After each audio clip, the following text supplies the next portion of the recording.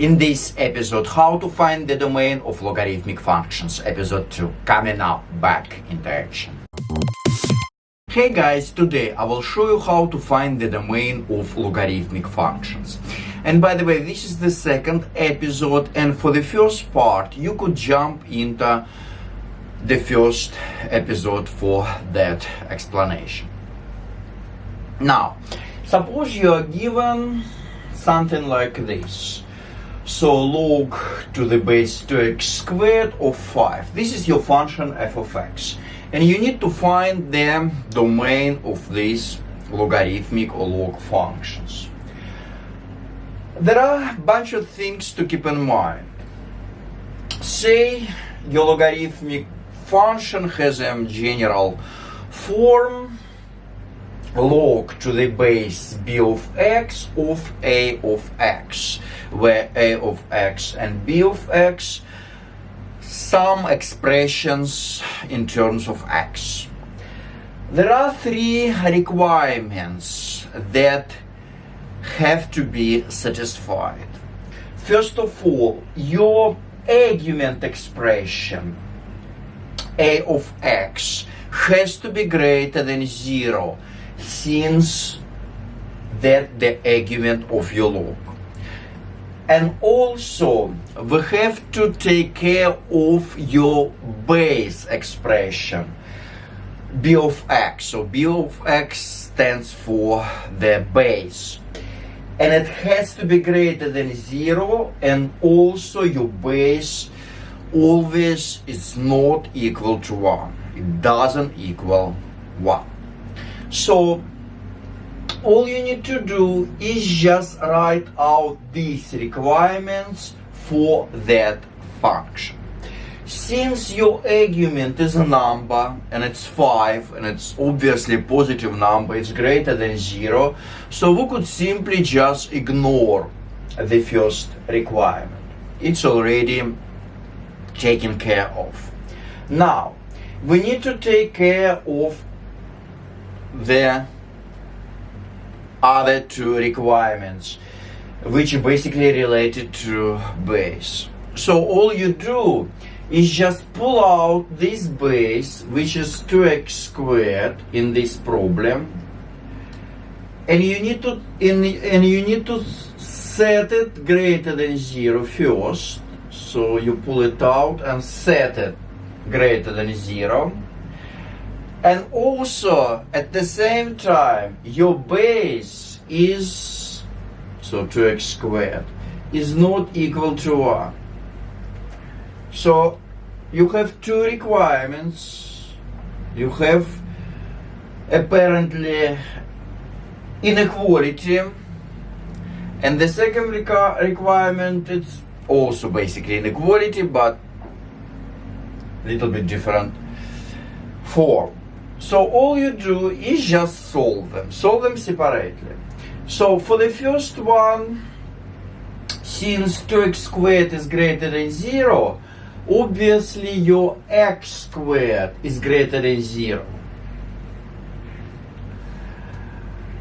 And think of these x's. So what axis would make this true? What axis work for that requirement?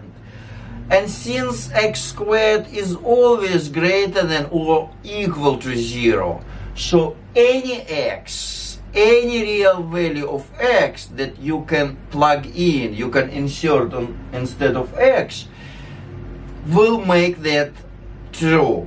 So basically it works for any possible real x. So any x for this one. So it's all real x's. Now, we need to solve this second inequality. So, all you do is just divide both sides by 2, and you will be left getting just x squared is not equal a half, and you need to solve it for x. So the way you would do, you just simply take a square root from both sides, and you would be left with x is not equal plus minus 1 over a square root of 2. So notice that we need to insert, we need to put a positive and negative version in front of this number, since we are taking a square root, and generally squaring, taking a square root, spits out, gives you two values of your number. So it's basically positive and negative version, so don't forget. Alright, look at the first requirement. Since it says all real x's, what we need to do is just exclude, rule out these two values. So your final answer for the domain, it's gonna be all real x's except plus minus 1 over square root of 2. So you could simply write for the domain, so D stands for domain. So all real x's except x equals plus minus 1 over square root of 2. You could also write it out in interval notation if you like, but the answer is all real x's excluding or except plus minus 1 over root of 2. So these two values has to be thrown out, has to be excluded, cashed out from your domain. So they will not work for the function, for the domain of this log function. Alright, let's grab this one. Same steps that have been done before.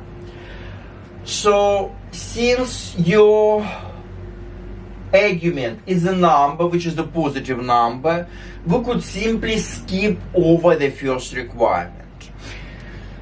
And we need to take care about another two requirements.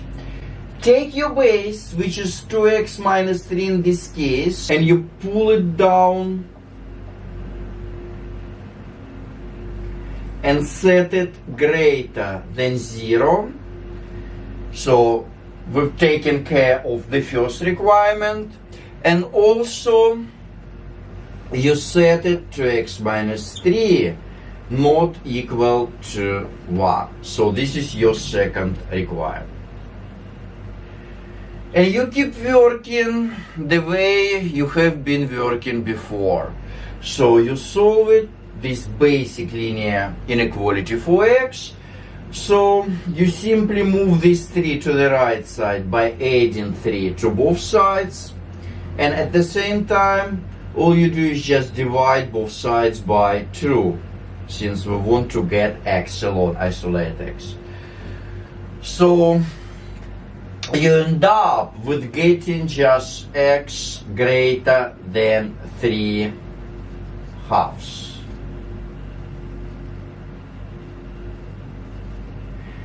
For the second one, all you do is just move this 3 to the right side, bring it to the right side by adding 3 to both sides.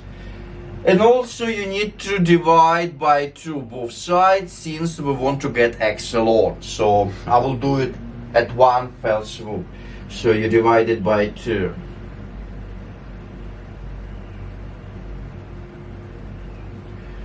So you will be left with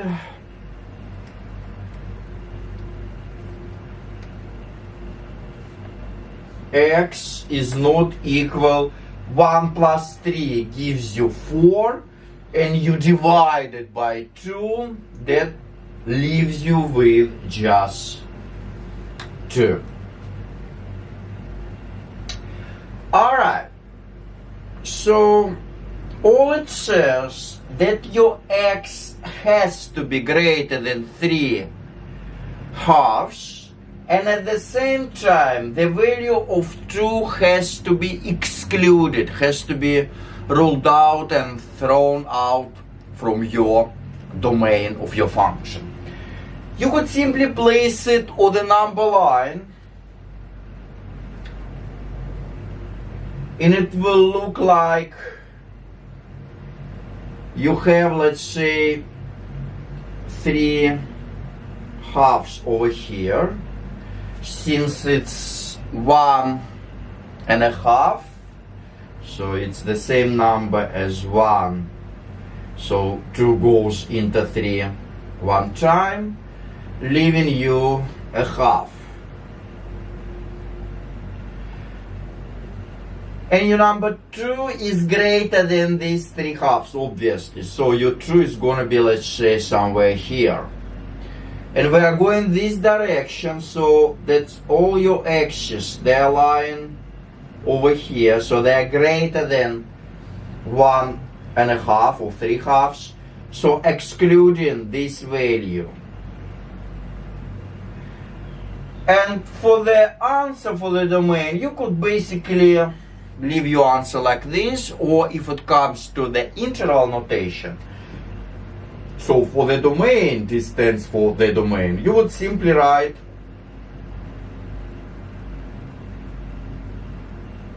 (3/2) all the way up to 2, not including 2 because 2 has to be thrown out, combine with the following interval from 2 all the way up to positive infinity. So again, not including 2, excluding 2, since 2 does not belong to the domain of your function.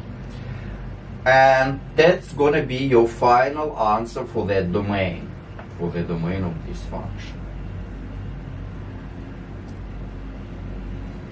Alright, and that's all for that problem. Alright, I hope it helps you.